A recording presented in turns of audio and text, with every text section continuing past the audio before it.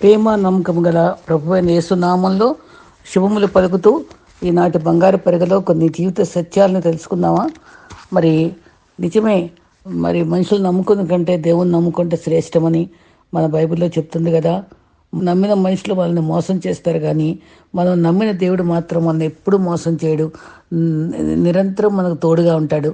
అందుకనే keep believing, keep hoping, keep seeking, keep praying, keep praising, God shows up in unexpected ways. మనం నమ్ముతూ ఉండాలి, నిరీక్షిస్తూ ఉండాలి, వెతుకుతూ ఉండాలి, ప్రార్థిస్తూ ఉండాలి, స్తుతిస్తూ ఉండాలి. అప్పుడు మనకి అనుకోని వేళల్లో మనకి మంచి సహాయం దొరుకుతుంది. 100 కోట్లు ఉన్నా 100 ఏళ్ళు బతకలేం. 10 ఇళ్ళు ఉన్నా ఉండేది ఒక్క ఇంట్లోనే. ఉన్న ఒక్క జన్మకి గుర్తుండేలాగా 10 మందికి సహాయం చేస్తూ ప్రభువుని ఆరాధిస్తూ వాక్యము ప్రార్థన సహవాసంలో సాగిపోదామా. మన నోటికి పోయే ఆహారం ఎంత రుచిగా ఉండాలో మన నోటికి ఉంటే మాటలు కూడా అంతే రుచిగా ఉండాలి. తమ సమయోచితంగా పలుకబడిన మాట వెండి పండ్లలో ఉంచిన బంగారు పండ్ల వంటిదని ఎంత చక్కటి సామెతలు మనకున్నాయి. అప్పుడే మన బంధాలు స్నేహాలు స్థిరపడతాయి. విశ్వాసులంగా మనం విశ్వాస జీవితంలో ఒకరినొకరు తోడుగా ఉండి మరి ప్రభు ప్రేమలో సాగిపోతాం. మట్టితో పోరాడితేనే ఒక విత్తనం మొక్కగా ఎదగలదు. మట్టిని ఛేదించుకునే పైకి వస్తుంది. ఎదురు దెబ్బలకు తట్టుకొని నిలబడితేనే ఏ మనిషి అయినా సంపూర్ణుడిగా ఎదుగుతాడు. మన కష్ట సుఖాలు అన్నీ కూడా చింత యావత్ దాని మీద వేస్తూ ధైర్యంగా బ్రతకటం నేర్చుకోవాలి. మరి ఇష్టం లేని చోట ఇంద్ర భవనం కూడా ఇరుకుగా ఉంటుంది. మట్టిల్లు కూడా ఇష్టపడితే మరి మనస్సు పొందిన ఇల్లు మనకి తాజ్మహల్ లాగా అందంగా కనిపిస్తుంది. స్వీట్ హోమ్ కదా. దేవుడు మనకిచ్చిందే సంతృప్తి పడాలి. మేడలు మిద్దులు ఉన్నాయి, మాకు చిన్న పూరిళ్ళు అనుకోకూడదు. దానిలో ఉండే ప్రేమలు ఐశ్వర్యాలు ఇతరులకు ఉండకపోవచ్చు. ప్రభు మనకిచ్చిన సంతుష్టి సహితమైన దైవభక్తి ఎంతో లాభదాయకం. సంతుష్టి అనేది చాలా అవసరం, లాభదాయకం. దైవభక్తి అవసరం.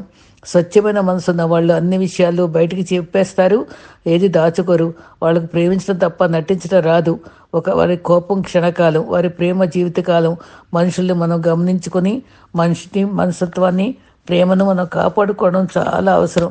ప్రభు ప్రేమ మనం బలవంతం చేస్తుంది అన్న రీతిగా అనేక విధాలుగా మనం ఒకరినొకరు సహాయపడుతూ ఆదరిస్తూ సంతోషంగా జీవించడానికి మనం ఏ రోజుకి ఆ రోజు ఇష్టపడాలి. మరి మన జీవితాలు మరి పాపం నిన్ను వెళ్తున్నంత కాలము నువ్వు ప్రార్థన చేసుకోలేవు, బైబిల్ చదవలేవు, వాతావరణ మనసాక్షి ఉంటాయి. మందిరానికి వెళ్తావు, పాటలు పడతావు, కానీ హృదయంలో శాంతి ఉండదు. ఎప్పుడైతే ప్రభువుని పూర్తిగా మన పశ్చాత్తాపంతో చేరి ఈ లెంటి దినాల్లో మనం పూర్తిగా మనం ఆశ్రయిస్తాము, మనం పశ్చాత్తాపడతామో అనుభవంలో మనకి ప్రత్యేకమైన ఆదరణ ఈ 40 రోజుల్లో కొన్ని రోజులు గడిచిపోయినాయి.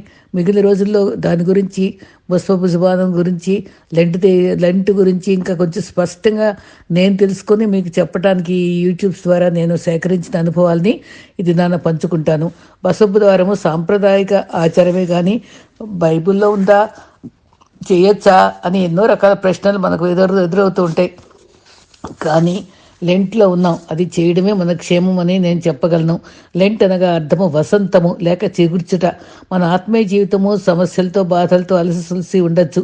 మన ఆత్మీయ జీవితం చిగురించుకుంటాక మంచి అవకాశము. మరి ఎలా వచ్చింది ఇది? క్రీస్తు శకము 300 సంవత్సరంలో ఈ పద్ధతి అవలంబించారట. మట్లాది వారంలో మట్టులు చేబుని దేవాలయం చుట్టూ తిరుగుతారు. వీధుల్లోకి వెళ్ళి హోసన్నా జయము జయమని అరుస్తూ క్రీస్తు రారాజు వచ్చారని మరి ఆరాధనలో పాల్గొంటారు.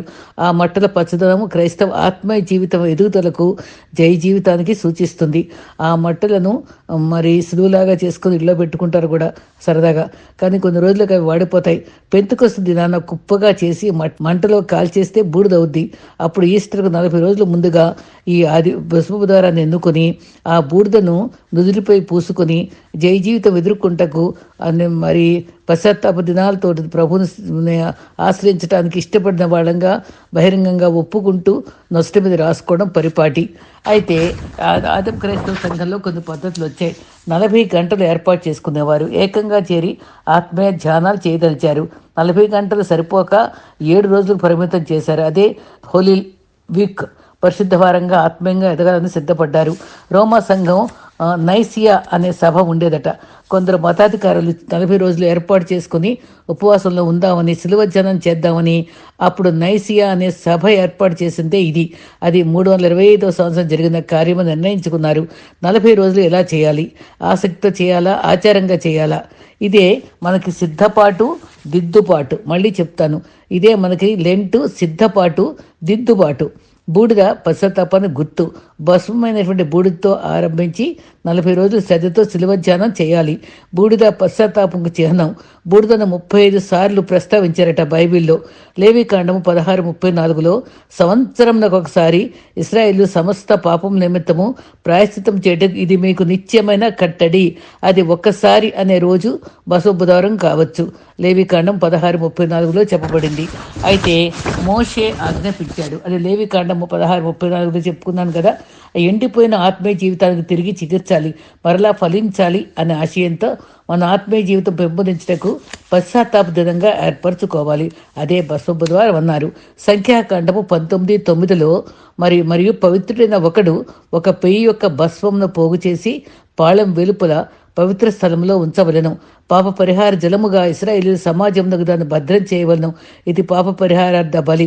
పాపం చేసిన వాళ్ళని మళ్ళీ తిరిగి చేర్చుకోవడానికి అది నీళ్ళలో కలిపి జరుగుతారండి. అది చాలా ఎర్ర పెయ్యి గురించి నేను ఒకసారి చెప్పాను. చాలా విలువైన తలంపులు అవి. ఈ బూడిద వాడేవాళ్ళు. హెబ్రీ 9:12-14 వరకు శరీర శుద్ధి కలుగునట్లు వారిని పరిశుద్ధపరచబడిన ఎడల నిత్యుడుగా ఆత్మ ద్వారా తను తాను దేవునికి నిర్దోషిగా అర్పించుకున్న ఇది న్యూ టెస్టిమెంట్ కవనెంట్. ఇది క్రీస్తు రక్తము నిర్జీవ క్రియలను విడిచిపెట్టి జీవము గల దేవుని సేవించుటకు మన మనస్సాక్షిని శుద్ధి చేయను. ఇదండి శుద్ధి చేసేది. ఇప్పుడు ఈ లెంట్ ద్వారా మన మనస్సాక్షిని శుద్ధి చేసుకోవాలి. అది క్రీస్తు రక్తం ద్వారా. ఈ ఆచరణ సంబంధమైన సాంప్రదాయాలను కొత్త నిబంధన ఆచరణ చేయు ప్రక్రియ విధేయతతో, ప్రభువా నాలో శరీర శుద్ధి లేదు, నీ రక్తం ద్వారా నా పాపం పరిహరించి మార్చు ప్రభువా అని విధేయంగా మనం ప్రార్థన చేసుకోవాలి. ఆదికాండము 18:27లో అందుకు అబ్రహాము మరియు ధూళియు బూడిదైన నేను ప్రభుతో మాట్లాడ తెగించుతున్నాను అని తగ్గించుకుని చెప్పాడు. భస్వముతో అబ్రహాం పోల్చుకున్నాడు. ఆ సందర్భం ఏంటంటే సొదొమ గొమొర్రా నాశనం చేయదలిచినప్పుడు, అయ్యా ప్రభువా నీ దృష్టిలో తగ్గింపు విధేయతకు, అదే ఈ బూడిద తగ్గింపు విధేయతకు ధూళి సాదృశ్యం. విధేయతయే అతనికి విశ్వాసుల తండ్రిగా మార్చింది. అతనిలో విధేయతే ఘనపరిచింది. అతనిలో ఆ విధేయతే గొప్ప ఆస్తికర్తగా మార్చింది. అది దీనత్వంకు సాదృశ్యం. పశ్చాత్తాపంతో పాటు ఉపవాసము, విధేయత, తగ్గింపు కూడా మనకి లెంట్ దినాల్లో సమృద్ధిగా కావాలి. ఎంత ఒదిగితే అంత ఎదుగుతాం. ఉపవాసంలో కడుపు కాల్చుటే కాదు, మన మనసులో తగ్గింపు ఉండాలి. శరీరాన్ని దేవుని దగ్గరగా వంగి ఉండాలి. యోబు కూడా 42:6లో కావున నన్ను నేను అసహించుకుని బూడిదలోనూ విధేయత కలిగి ఉండుట ఉపవాసం అని చెప్పి అక్కడ వివరంగా 38-41 అధ్యాయాల వరకు చాలా వివరంగా యోబులో ఉంది. తర్వాత ఇంకొక మాట చెప్తాడు యోబు, చక్కటి మాటలు. 42:5లో వెనుకటి చేత నిన్ను గూర్చిన వార్త వింటిని, అయితే ఇప్పుడు కనులారా నేను చూస్తున్నాను, నేను పశ్చాత్తాపడుతున్నానని చెప్పాడు. అయితే యోబు మొదటిగా నేను నిన్ను గూర్చి విన్నాను అంటే వినుట ద్వారా విశ్వాసం కలుగుతుంది. వింటేనే ఆశీర్వాదం కలుగుతుంది. వినుట మనకు అవసరం, దానికి వేగిరపడాలి. చెవిగలవాడి విన్నుగాక నేను పదే చెప్పబడింది కదా. విన్నాక కనులారా చూచాను కనుక పశ్చాత్తాపడుతున్నా అని యోబు ఒప్పుకున్నాడు. యెషయా కూడా 6వ అధ్యాయం 1-10 వరకు చూస్తే ఆయన ముఖ దర్శనం చేస్తాడు, వస్త్రాలు చూస్తాడు, తేజస్సు చూస్తాడు, అత్యున్నత సింహాసనం చూశాక అప్పుడు తను అపవిత్రమైన పనులు గలవాడిని అయ్యో అని ఆరాధించటకు తగిన వాడదు కాదన్నాడు. తర్వాత దర్శనాన్ని చూసిన తర్వాత తను తగ్గించుకొని ఇదిగో ప్రభువా నేను ఉన్నా అని ముందుకొచ్చి సేవకే సమర్పించుకున్నాడు కదా. యోనా మరొక సందర్భంలో 3వ అధ్యాయం 4-6లో యోనా పట్టణంలో ఒక ప్రయాణం దూరం సంచరించుచు 40 దినములు నినివే పట్టణం నాశనమగుదని ప్రకటన చేయగా నినివే పట్టణం వారు దేవుని యందు విశ్వాసముంచి ఉపవాస దినము చాటించి గనులేమి అల్పులేమి అందరూ గొంతుపట్ట కట్టుకున్నారు. ఆ సంగతి విన్న రాజు తన సింహాసనం నుండి దిగి తన రాజవస్త్రము తీసివేసి గోనెపట్ట కట్టుకొని బూడిదలో కూర్చుండెను. అది తగ్గింపు. ఆ బూడిదలో అనగా తగ్గింపుతో దిద్దుబాటుతో ఉండను. బూడిద అనగా సరిచేసుకోవడం.